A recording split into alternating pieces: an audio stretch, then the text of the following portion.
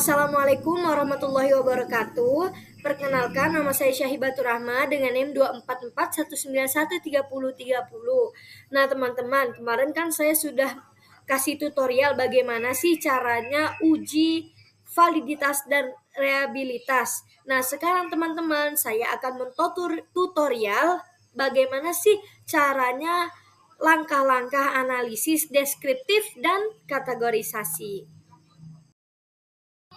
Oke teman-teman, selanjutnya kemudian ini kan yang kemarin, tabulasi data yang kemarin. Nah, bagaimana sih? Pertamanya kita itu harus jumlahkan dulu teman-teman dari semua-muanya ini. Nah, bagaimana sih cara jumlahkannya? Nah, yaitu kalian itu pencet CTRL Shift kanan yang pertama. Baru yang kedua kalian pencet lagi CTRL Shift bawah. Nah, oke. Yang step terakhirnya Shift kanan. Nah, itu kan nanti ada tambah satu ini ya, teman-teman. Nah, kemudian kalian pencet sum, teman-teman. Sum itu gunanya untuk menjumlahkan.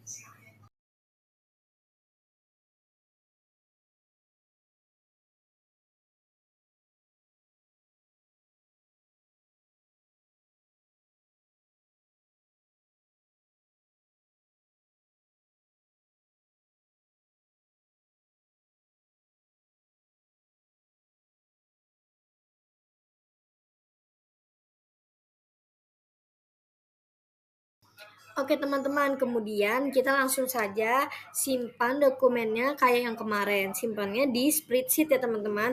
Nah, kemudian teman-teman masukkan, kita langsung ke JASP-nya aja. Nah, kemudian kita ini pencet cari filenya, kemudian kita masukkan filenya ke JASP teman-teman.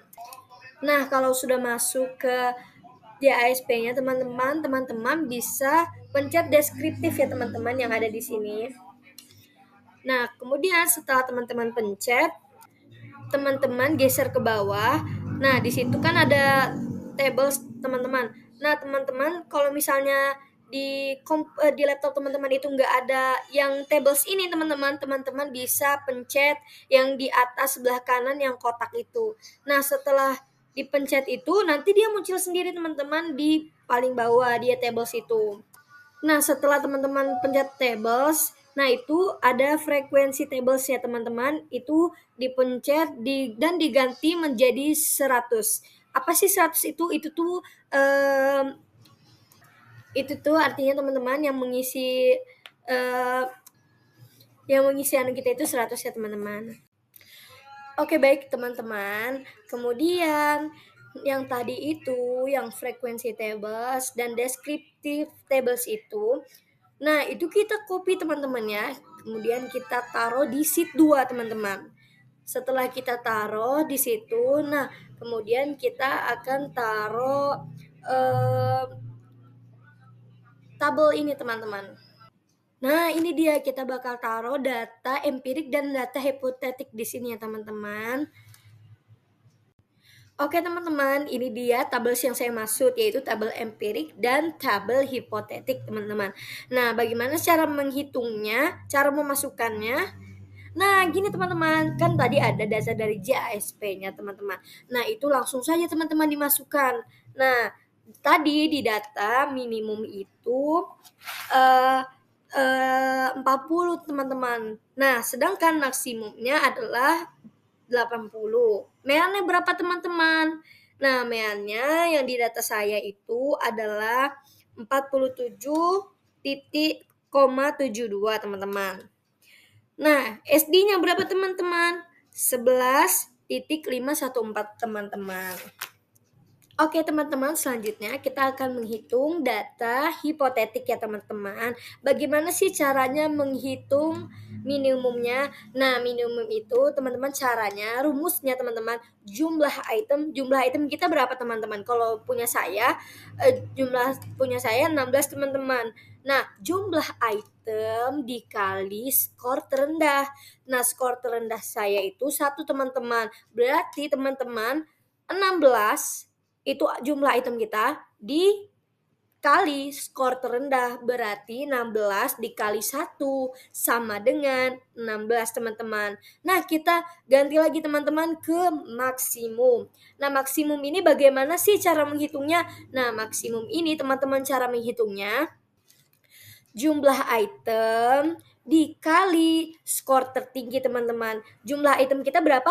16 dikali skor tertinggi. Skor tertinggi saya itu adalah 5 teman-teman. Berarti 16 dikali 5 teman-teman. Dan hasilnya 80 teman-teman. Oke teman-teman, selanjutnya bagaimana sih cara menghitung MEN ini? MEN-nya hipotetik. Nah, caranya begini teman-teman. Maksimum ditambah minimum dan dibagi 2 teman-teman. Hasilnya itu dibagi 2 teman-teman. Nah, hasilnya itu 48 ya teman-teman. Oke, nah kemudian bagaimana cara menghitung SD-nya hipotetik teman-teman? Nah caranya itu teman-teman maksimum dikurang minimum. Maksimum kita tadi berapa? 80 dikurang minimum 16.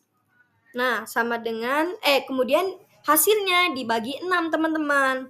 Nah yaitu hasilnya 10,66 teman-teman. Oke teman-teman, selanjutnya kita masuk ke norma ya teman-teman. Nah, rumus norma ini teman-teman, itu menyesuaikan, kalau yang di tengah-tengah itu teman-teman, itu menyesuaikan lebih tinggi atau rendahnya teman-teman. Jadinya, nah ini dia teman-teman rumusnya itu, X lebih dari MEN tambah SD teman-teman ya. Nah, kemudian di bawahnya itu adalah MEN, yaitu 48 tadi dari data hipotetik dikurang SD teman-teman, kurang dari MEN tambah SD teman-teman. Nah kemudian teman-teman hitung ya teman-teman dari data hipotetik tersebut. Nah teman-teman bisa hitung di laptop, bisa juga dari HP ya teman-teman. Kalau saya ngitungnya dari HP teman-teman.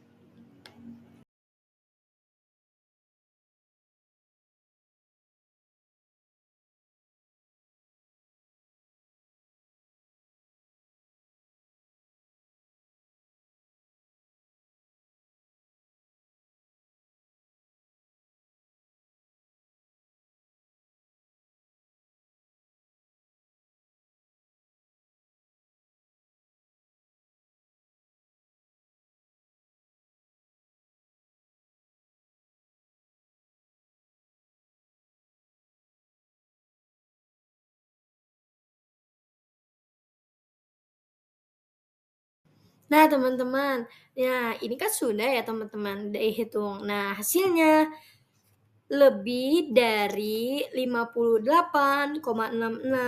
Nah jadi teman-teman caranya bagaimana? Caranya kita lihat dari data yang kita copy tadi teman-teman, yang dari JASP. Nah kemudian kita cari yang lebih dari 58 teman-teman. Oke, kalau misalnya teman-teman sudah dapat, nah itu teman-teman CTRL copy, terus turun ke bawah. Nah kemudian hasilnya teman-teman zoom. Nah kemudian hasilnya itu teman-teman, nah teman-teman bisa masukkan ke dalam frekuensi tuh. Oke teman-teman, selanjutnya bagaimana sih cara menghitung frekuensi sedang ini teman-teman? Nah caranya itu teman-teman, kita lihat yang dari tabel itu, karena 37 itu nggak ada teman-teman, jadinya frekuensi tinggi dikurang N teman-teman. Hasilnya, nah hasilnya itu segini ya teman-teman, 30 teman-teman. Nah kemudian kita hitung frekuensi yang rendah ya teman-teman. Nah karena X di bawah 37 itu nggak ada teman-teman, jadinya hasilnya 0 ya teman-teman. Nah kemudian kita pindah hitung ke Oke teman-teman, selanjutnya kita menghitung bobot ya teman-teman. Bobot itu rumusnya frekuensi tinggi dibagi N.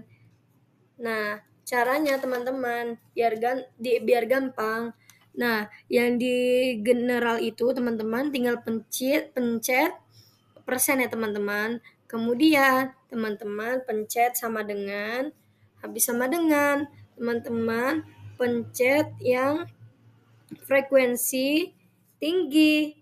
Kemudian dibagi itu yang tandanya yang seperti ini ya teman-teman.